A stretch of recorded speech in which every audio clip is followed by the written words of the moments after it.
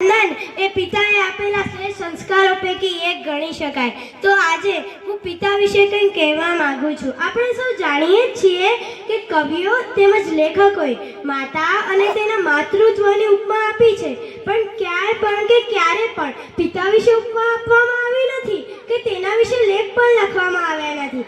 બાળકો નાના હોય ત્યારથી મોટા થાય ત્યાં સુધી તેને માતૃપ્રેમ નિબંધ આવે છે, પણ પિતૃપ્રેમ નિબંધ નથી આવતો. હું માતાનો વિરોધ નથી કરતી, પણ એક પિતાનું મહત્વ જણાવું છું. પિતા શબ્દ તો સૌ જાણે છે, પણ તેનું મન કોઈ જાણે છે નહીં. તો ચાલો આજે હું જણાવું. પિતા એટલે કે જેમ એક મકાનને ટકાવી રાખવા માટે મજબૂત પાયાની જરૂર પડે છે, એ જ રીતે એક સુંદર પરિવારને ટકાવી રાખવા માટે એક પિતાની જરૂર પડે છે. પિતાની હાજરી સૂરજ જેવી હોય છે. સૂરજ ગરમ જરૂર થાય છે, પણ જો એ ના હોય ને તો અંધકાર છવાઈ જાય છે.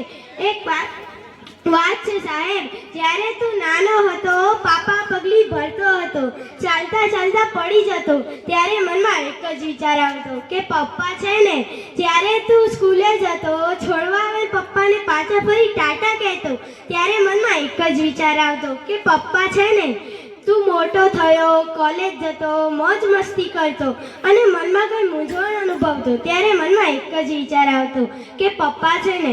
પણ તારા લગ્ન પછી તારા પત્નીના કહેવા ઉપર તું તેમને વૃદ્ધાશ્રમમાં મૂકી આવ્યો, ત્યારે તને આ વિચાર કેમ ના આવ્યો કે પપ્પા છે ને. બસ અહીંયા બેઠેલ તમામની મારી એક જ વિનંતી છે કે તમારા માતા કે પિતાને ક્યારે વૃદ્ધાશ્રમમાં ના મૂકતા, કેમ કે એ છે ને ત્યારે જ તમે છો. તેમના વગર તમારું કંઈ અસ્તિત્વ જ નથી. છતાં પણ જો તમને ખબર ન જ પડે ને સાહેબ, તો એકવાર તમારી શેરીમાં તમારા પપ્પા સાથે આંટો મારજો ને એકવાર એકલા આંટો મારવા જજો. ખબર પડી જ જશે. જે દિવસે તમે એકલા હશો ને, તમને બોલાવવાની વાત તો દૂર રહી સાહેબ, કોઈ લોકો તમારી સામું પણ નહીં જુએ. માતા ઘરનું ગૌરવ છે, તો પિતા ઘરનું અસ્તિત્વ છે. માતા 2 ટાઈમનું ભોજન બનાવે છે, તો પિતા જીવનભરના ભોજનની વ્યવસ્થા કરે છે. આપણે કે રસ્તા ઉપર જતા હોય કે ઠોકર વાગે ને, તો આપણા મોંમાંથી આવું નીકળી જાય, ઓ માં. પણ જ્યારે આપણે રસ્તો પાર કરતા હોય ને અચાનક ટ્રક નજીક આવીને બ્રેક મારે ને, ત્યારે આપણા મોંમાંથી આવું નીકળી જાય, ઓ બાપરે. કેમ કે નાના નાના સંકટોમાં માતા યાદ આવે છે, પણ જ્યારે મોટા સંકટો આવે છે ને, ત્યારે પિતા જ યાદ આવે છે. પિતા એ વ્યક્તિ હોય છે જેના પરછાયામાં દીકરીઓ રાજ કરે છે. પિતા એ હસ્તી હોય છે સાહેબ, જેના પગરખાથી પણ તેની દીકરીને પ્રેમ હોય છે. પણ હું એમ કહેવા માંગુ છું કે મને મારા પપ્પા કરતા સાંજ વધારે ગમે છે. શું?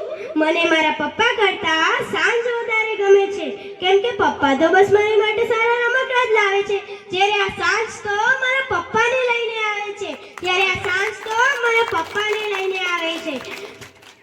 જો માતા એક એવી બેંક હોય જેમાં આપણે આપણું બધું જ દુઃખ જમા કરી શકતા હોઈએ, તો હું કહું છું કે પિતા એક એવું ક્રેડિટ કાર્ડ છે જે બેલેન્સ ન હોવા છતાં ખુશીઓ અઢળક મળે છે. હું તો પિતા વિશે કહું તેટલું ઓછું છે. તેના માટે તો મારા શબ્દો ખૂટે, પણ સમયની મર્યાદાને ધ્યાનમાં રાખીને એક છેલ્લી પંક્તિ કહીને મારી વાણીને વિરામ આપીશ કે થાક ઘણો હતો ચહેરા પર, પણ અનહદ પરિશ્રમ કરતા જોયા છે.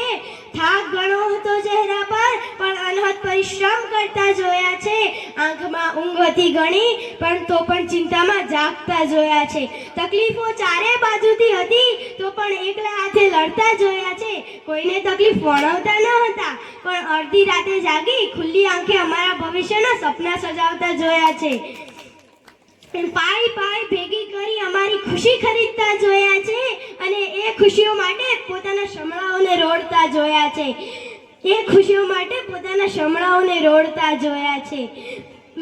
એ વ્યક્તિ એક હતા વિશેષતા, અને એક હતી પિતા સ્વરૂપે મેં સર્જનહારને જોયા